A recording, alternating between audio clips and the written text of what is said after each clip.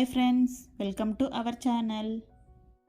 ఎప్పుడూ ఒకే విధంగా చేపల పులుసు చేపల ఫ్రై కాకుండా ఇలా చిక్కని గ్రేవీతో కమ్మగా కారంగా ఉండే చేపల ఇగురును చేసుకోవడానికి చేప ముక్కలను ఇలా కట్ చేసుకొని నీటితో 2-3 సార్లు శుభ్రం చేసుకొని పక్కన పెట్టుకోవాలి.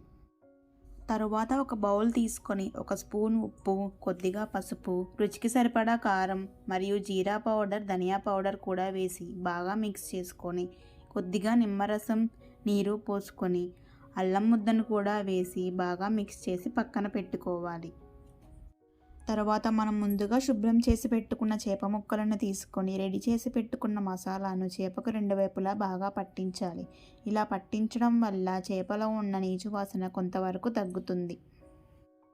తర్వాత స్టవ్ మీద ప్యాన్ పెట్టుకొని 3 స్పూన్స్ ధనియాలు, 1 స్పూన్ జీలకర్ర, 3 లవంగాలు, 1 టీ స్పూన్ ఆవాలు వేసి మరీ ఎక్కువగా కాకుండా మిక్సీలో వేస్తే నలిగేలా వేయించుకుంటే చాలు. ఇవి వేగాక స్టవ్ ఆఫ్ చేసి చల్లారాక మిక్సీ జార్లో వేసుకొని ఇలా మెత్తగా పౌడర్ చేసుకోవాలి. మరొక మిక్సీ జార్ తీసుకొని 10-15 వరకు వెల్లుల్లిపాయలు, కొద్దిగా అల్లం, మీడియం సైజ్ కట్ చేసుకున్న ఆనియన్ వేసుకొని కొద్దిగా వాటర్ వేసుకొని మెత్తగా గ్రైండ్ చేసుకోవాలి. అదేవిధంగా 4 పెద్ద సైజు టమాటాలను కూడా కట్ చేసుకొని కొద్దిగా కొత్తిమీర, పుదీనా వేసుకొని గ్రైండ్ చేసుకోవాలి. ఒకవేళ టమాటా ప్యూరీ అనేది పచ్చివాసన వస్తుంది అంటే వేయించుకొని కూడా గ్రైండ్ చేసుకోవచ్చు. తర్వాత స్టవ్ మీద ప్యాన్ పెట్టుకొని ఆయిల్ హీట్ అయ్యాక 1 స్పూన్ మెంతులు వేసుకొని అవి వేగాక 5-6 పచ్చిమిర్చి చీలికలు మరియు కరివేపాకు వేసి చిటపటలాడాక ముందుగా గ్రైండ్ చేసి పెట్టుకున్న ఆనియన్ పేస్ట్ వేసి ఉడికించాలి.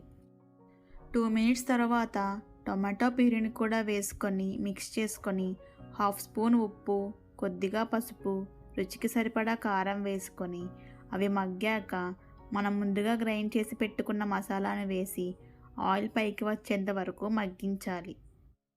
ఆయిల్ పైకి వచ్చాక గ్రేవీకి తగ్గట్టు 1/2 లీటర్ వరకు వాటర్ వేసుకొని కొద్దిగా కొబ్బరి పొడి వేసుకొని ఉడికించాలి. తర్వాత మనం మసాలా దట్టించిన చేప ముక్కలను ఒక్కొక్కటిగా గ్రేవీలోకి వేస్తూ 5-10 నిమిషాల వరకు ఉడికించాలి.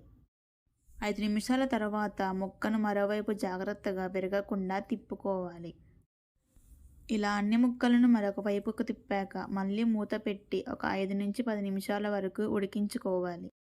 ఇది ఉడికిపోయి గ్రేవీ దగ్గరగా అయ్యాక కొద్దిగా కొత్తిమీర, పుదీనా వేసుకొని వేడివేడి అన్నంలోకి సర్వ్ చేసుకోవడమే. ఈ గ్రేవీకి కొర్రమేను చేప ముక్కలు గట్టిగా ఉండడం వల్ల అవి చాలా బాగా సూట్ అవుతాయి. ఇంతేనండి, చాలా ఈజీ కదా. మీకు ఈ వీడియో నచ్చినట్లయితే please like and subscribe to my channel. Thank you for watching.